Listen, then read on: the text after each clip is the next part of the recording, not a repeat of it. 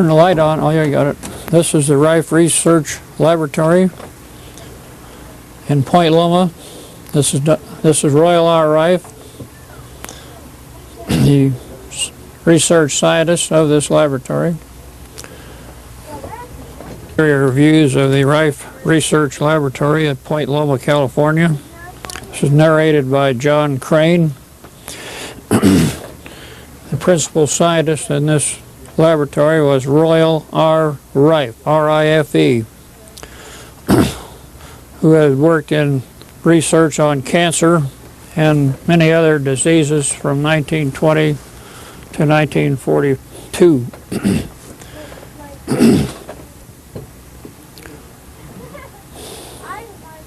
This is the chemical apparatus of the laboratory, part of it.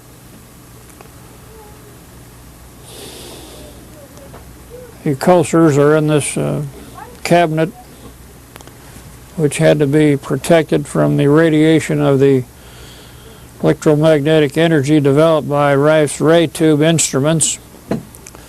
There were many sterilizers in the laboratory, one being 15 feet long for the sterilization of glassware and other research items. These are hot water steam heaters. There was a complete machine shop in the laboratory for tool work, making microscopes, and providing any of the facilities needed for the research.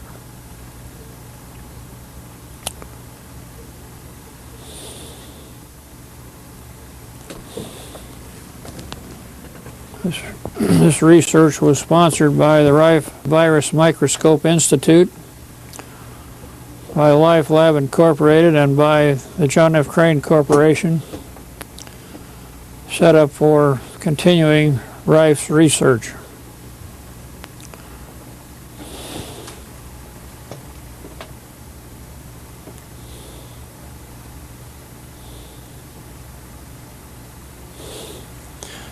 Every room was completed in itself. Nothing was taken from one room to another.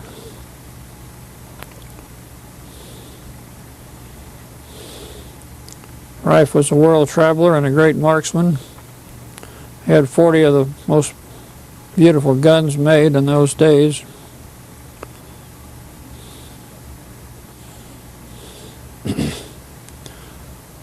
This is Rife's office, his desk.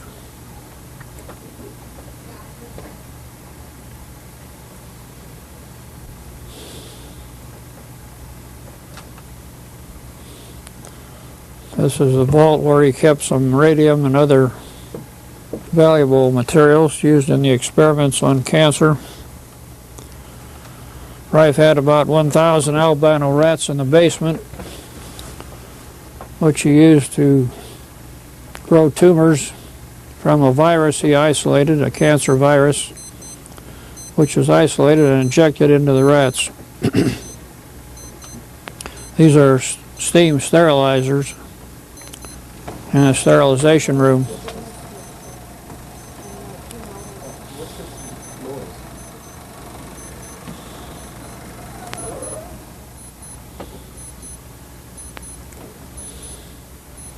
This is a surgery room in which the glassware and other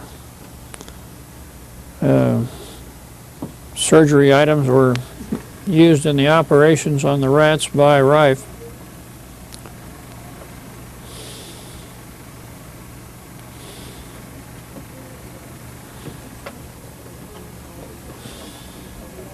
This is the main surgery table where the rats were, or the other animals were operated on. These are pictures of the surgical instruments used by Rife.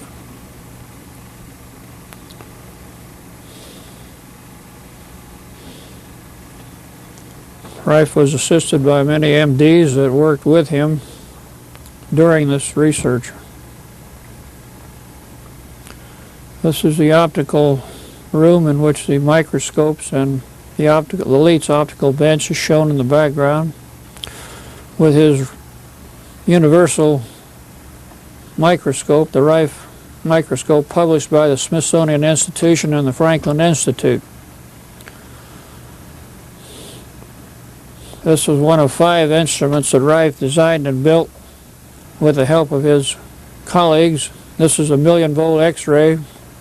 This is a stop-motion photomicrograph machine that was used to make delayed versions of the growing of flowers or the growing of viruses, and growing of plants, the growing of worms, which were all recorded.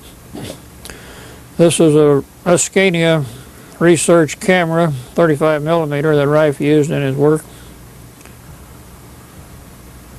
And this is a number 2 microscope. A virus microscope was a prismatic instrument.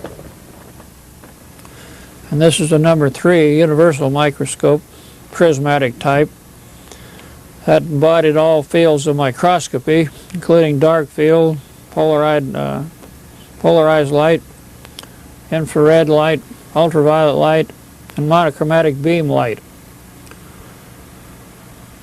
The indicator dial moved around 7 times to move the object up and down 1 micron, and it was a very sensitive instrument.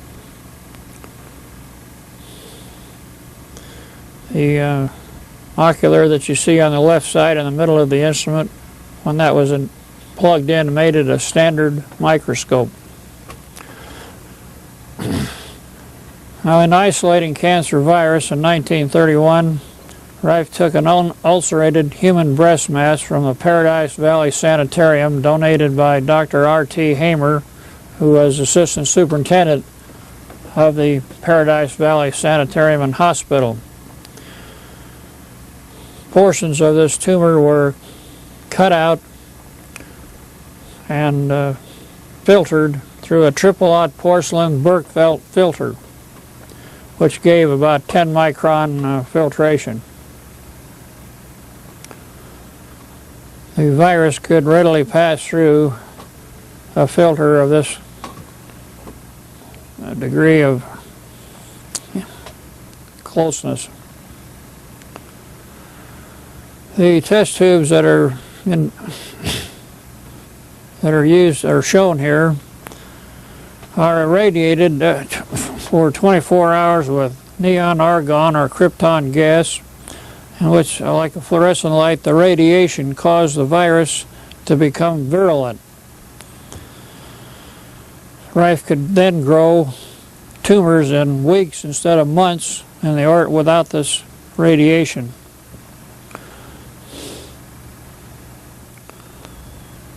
The test tubes were placed in a 2-inch water vacuum and irradiated for 24 hours as they progressed up the test tube holder.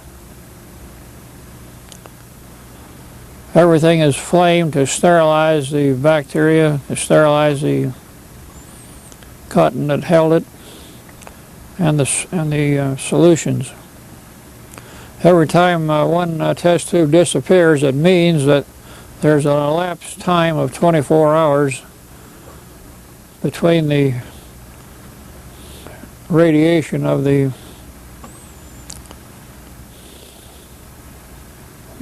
lights.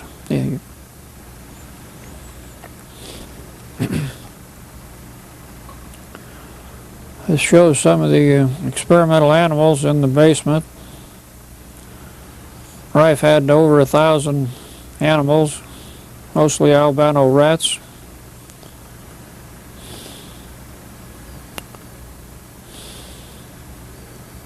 The rats were injected with a very tiny needle from the virus that he had filtered and isolated, and the tumors would be allowed to grow to be 2 or 3 grams heavier than the rat. These are some of the rats that you see now. Rife had about 12 men that worked in this laboratory to keep everything spotlessly clean and sterilized. The next picture shows the injecting of the cancer virus in the rat. The mammary gland was used of the rat because it came out of the mammary gland of a human breast mass. The rat was given a partial anesthesia to avoid the shock of the needle, and the virus was injected in the rat.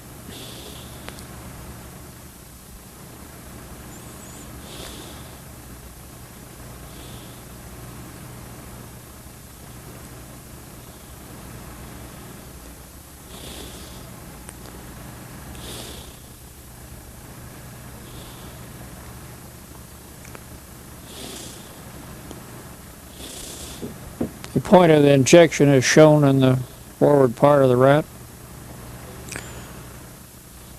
Rife would then allow the cancer tumors to grow, and there you can see the tumor in the rat. He would surgically remove the tumor and treat the rat with his ray tube instruments, which frequencies would devitalize the cancer virus without harm to the human or the animal cells of the rat. Rife used high-powered glasses for his operations in order to get down to fine details of the removal. The tumor is tied off and cut away,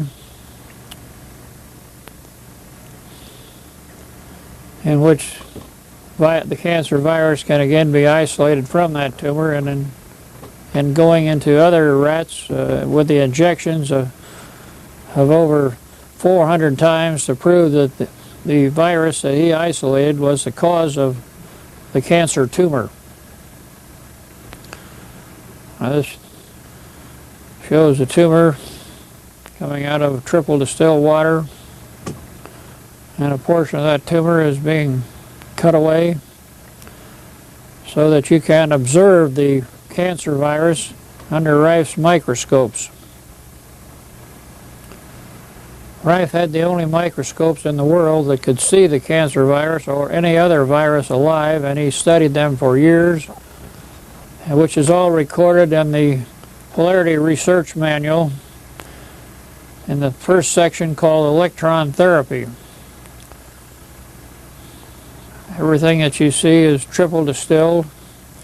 This is triple distilled water going in. He's going to gently grind up the cancer tumor to extract the virus.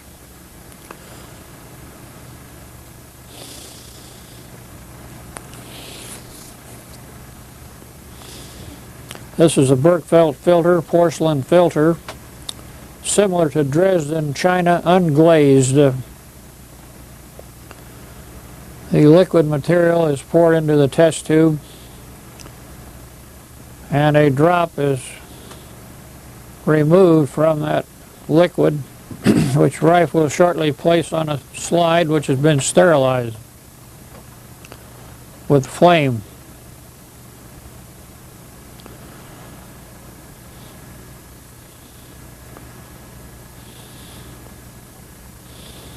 The liquid material is withdrawn from a micro pipette made by Rife into the solution, and a drop is placed on the slide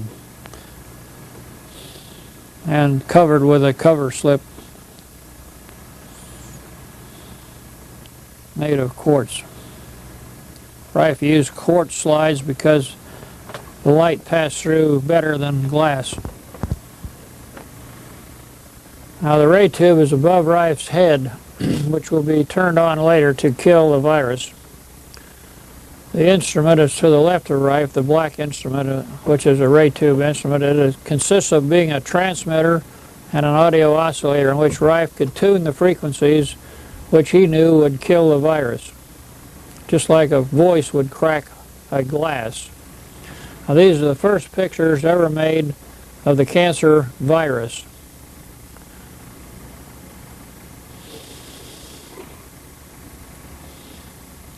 These cancer materials were motile, streamlined shapes like a fish, which Rife said would travel at speeds of 400 miles per hour if the comparable distance were measured in an ordinary air.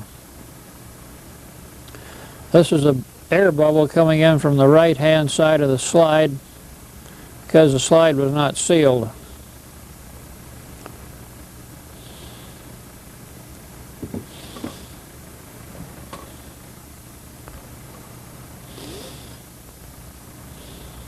Our Rife will now turn on the ray tube instrument, which will activate the light. It'll have a little flash, and that'll be all it is to kill all the virus in the room. It's just on for a few seconds. This ray tube instrument had a capacity of 500 watts. Which would transmit this energy 10 to 12 miles in around the whole area. And this shows the virus after it's been treated with the ray tube instruments, which has a resonant frequency that killed the virus, and they're all clumped together, agglutinating in the field.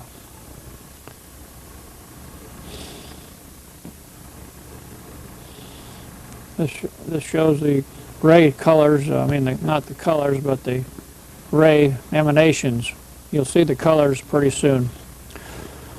The lethal frequencies of the electromagnetic emanations are shown here in these first slides ever made of oscilloscope patterns, which were shown in the Detroit Electronic Convention in 1942.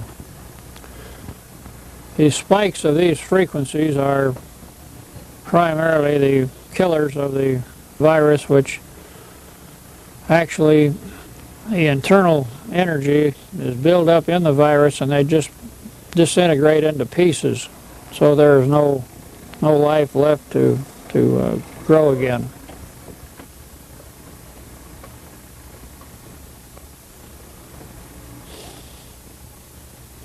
The various frequencies that can be generated by an audio oscillator are put on a carrier wave in the diathermy range, which ranges from 13 million cycles per second up to 42 million cycles per second.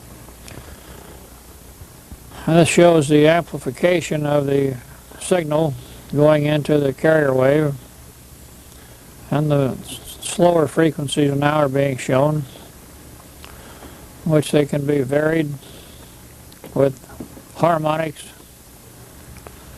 and other square wave waveforms that were later found to be much more effective than sine wave or triangular wave or other waveforms that have been tried for years. This is an Abrams oscillator, a deadbeat oscillator that generated the frequencies which you see here for the spikes coming up to kill the cancer virus or any other virus. Worms were also devitalized up to 10 feet long with a few seconds treatment.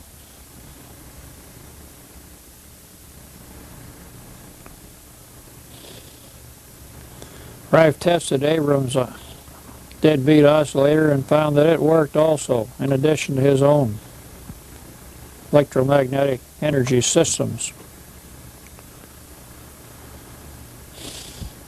This research has all been suppressed by the American Medical Association, by Morris Fishbein, who also tried to suppress all of the reports and scientific publications from the Rife Research Laboratory. The principal publications of the microscope and of the research on cancer and many other diseases was published by the Smithsonian Institution and by the Franklin Institute in 1944. Copies of this document will be made available for any person wishing to secure one. Rife was demonstrating here that 5 frequencies could be put on the same carrier wave, which was unheard of at that time. The person that benefited from this was a telephone company, and today I understand they're using over 100 frequencies on the same carrier wave.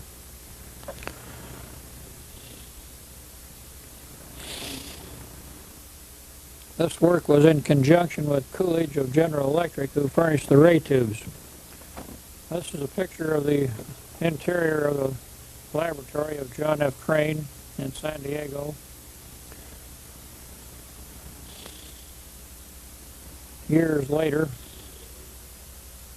in which the instruments were set up again to do further research from 1950 to the present time.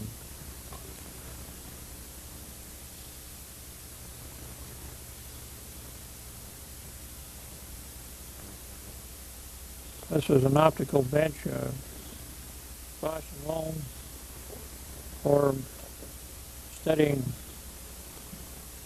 metallograph work and also bacteria work. This is a Leitz optical bench in which the microscope could be put over that. It could be either horizontal or vertical, and was mounted on springs so it would be free of the Earth's shocks.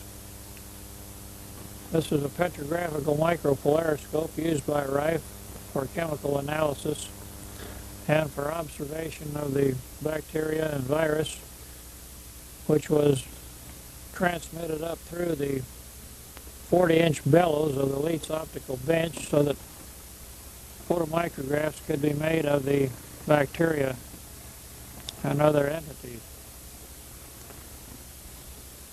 This is a number 2 microscope. This is a number 4 microscope built by Rife and his assistants. Rife was a great machinist, had a tool and die maker working with him at all times. These are the controls of the instrument. That's the fine adjustment and the coarse adjustment on the top and the back. I'm demonstrating these controls to see them. This instrument was a loop which was wound for the neon or argon or krypton or xenon gases so that the test tubes could provide radiation to get the cancer virus virulent. This is a counter-rotating Risley prism in which the rays of the light were transmitted up through the instrument to stain the virus with the frequency of light. Now, this is a view of the close-up view of the Rife universal microscope, showing the dark field illuminator on the right side, which swung down into position for dark field illumination of syphilis bacteria and other dark field bacteria.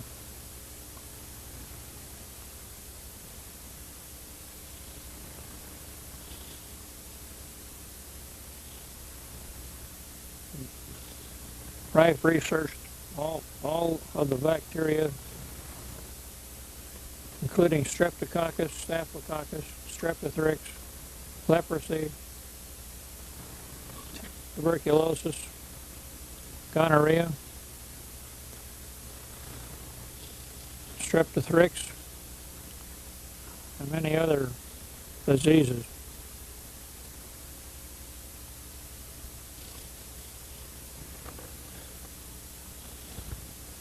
The microscope was also used for measuring the angles of crystals in crystallography. As you can see, it can be rotated through 3 planes, and the slide can be moved back and forth, up and down, in and out, and whatever angle that needed to be measured could be measured with a protractor indicator on the back of the microscope at the top, which was also coordinated with the angles of the movements that you just saw.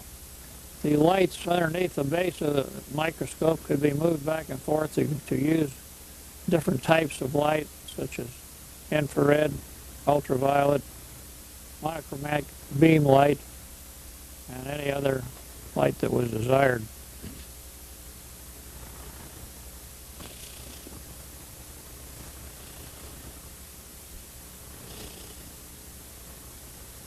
The microscope had prisms went through both sides of it. This is the patented Rife microscope lamp, which took an ordinary automobile 21 candle power bulb and boosted it up to 1200 candle power with the reflector on the bottom, which you see there, and the condenser lens at the top of the unit.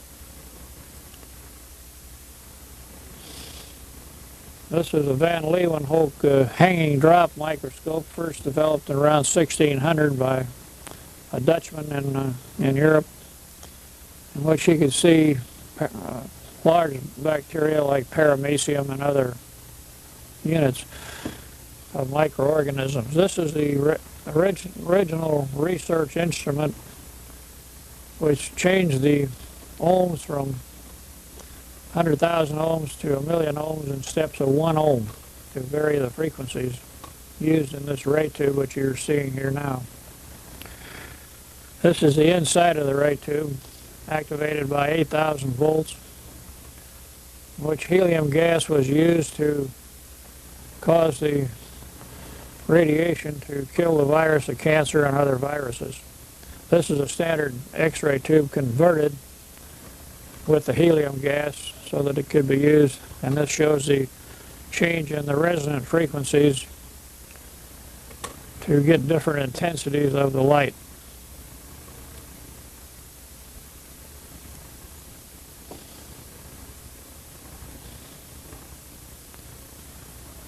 Now we're going back to the original photomicrograph of the cancer virus, and then the new one that I patented, that I copyrighted in 1955 it was.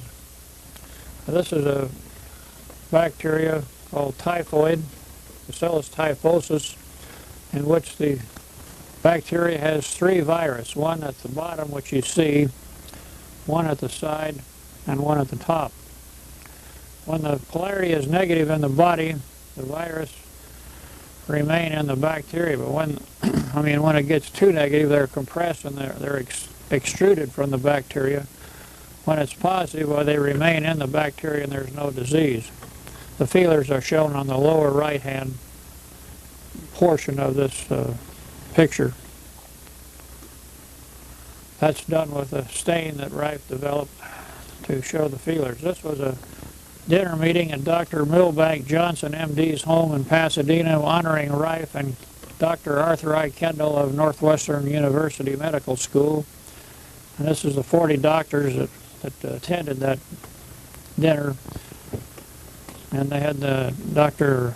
Rufus von Klein-Smith, president of USC, was there. And his university was used to sponsor a clinic in 1934, which cured 16 hopeless cancer cases. These pictures were taken after Rife passed away in 1972, showing the universal microscope again. Lower portion of it. That's one of the 6 ray tube instruments that were built by Allied Industries, which I owned. And these instruments were built by Kennedy of San Francisco in 1920. This microscope I designed and built for projection of the viruses, bacteria, and worms and so on a slide 10 feet away. It also has a front screen, which you can see the rule gratings being projected on the front screen.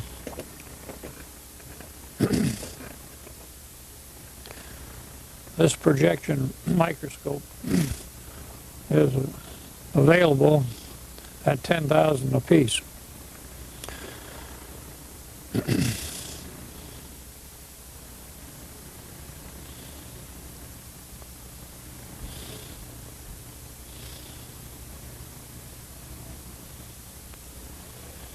One of these instruments is used in the Los Angeles area now in research.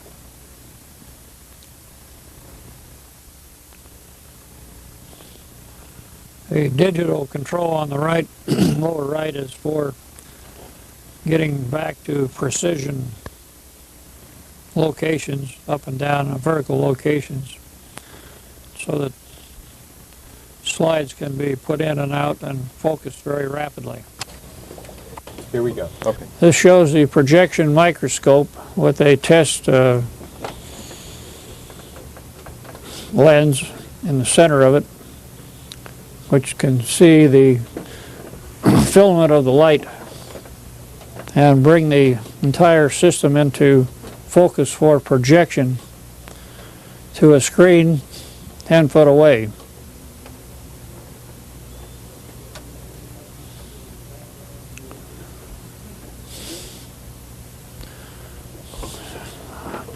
This is a patent drawing, which is upside down, of the microscope, one of the first projection microscopes built, which shows the various optical projection systems.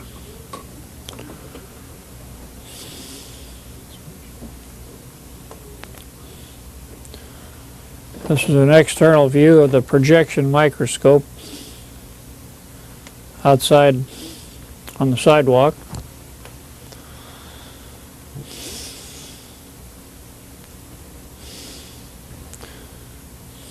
This is a patent drawing of the projection microscope showing the Risley prism to the left side, which can focus in the different colors of light so that the viruses can be stained in their own characteristic chemical resonant colors. The internal view of the microscope and the patented Rife lamp below is shown to bring the system up to the top where a movie camera or a other projection system can be used to enlarge the images up to 200,000 times. The eyepiece shown there can be looking into the image and also see it, or it can be seen on a ground glass which covers the top of the instrument, which eliminates empty magnification. This means that everything that's projected up can be seen on the view plate.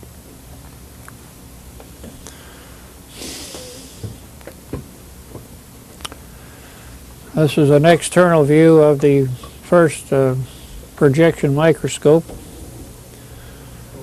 which is now in use here in San Diego by an MD for his own private research.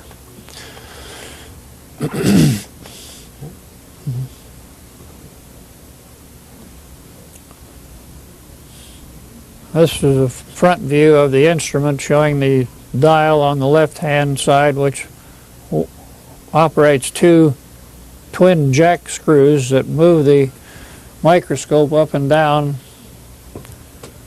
to bring the object into focus.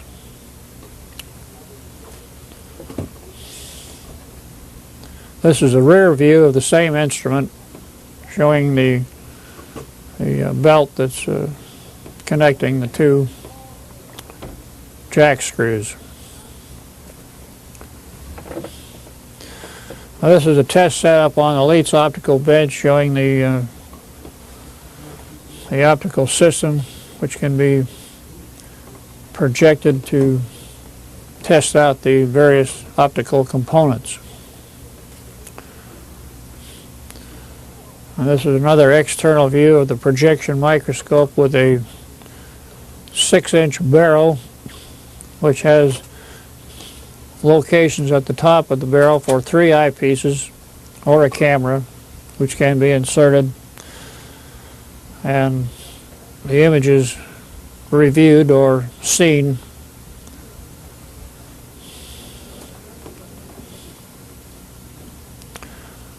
This is another patent drawing showing the optical path of the light from the base to the top which is projected on up by the condenser lenses, the optical oculars, and the eyepieces, or projected on out with a special mirror which goes to a screen 10 foot away.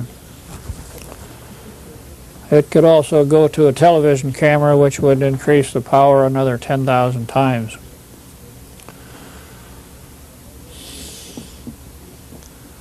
This is a picture again of the Rife research virus microscope to see the cancer virus, TB virus, and many other viruses which Rife recorded in my book called Electron Therapy, which is available for sale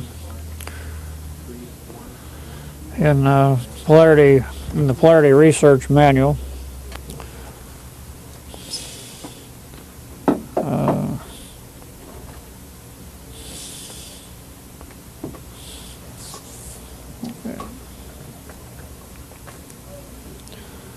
This instrument was designed for controlling bacteria in oil and gasoline, in which the U.S. government had about $300 million in storage tanks in several places around the world, which had to be replaced every 3 months. This instrument could kill the bacteria in the fuel so that the replacement would not be necessary. President Nixon reviewed this system and decided for the oil companies that there would never be anything like this ever allowed to be used, so that the citizens of this United States could keep on paying $300 million every quarter. And further details of this will be shown in this next slide, which shows a screen, a stainless steel screen inside of a plastic tube, in which the electrodes were placed in the screen, one in the center of it and one on the outside of it, so that anything passing through that area would be devitalized. This instrument could go up to 100 volts, but only 4 or 5 volts was necessary. The fluid that came from the storage tanks was pumped through this devitalizer and on back into the storage tanks again.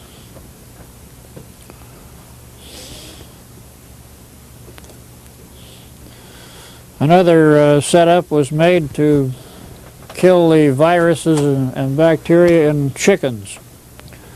This was made for the U.S. Department of Agriculture.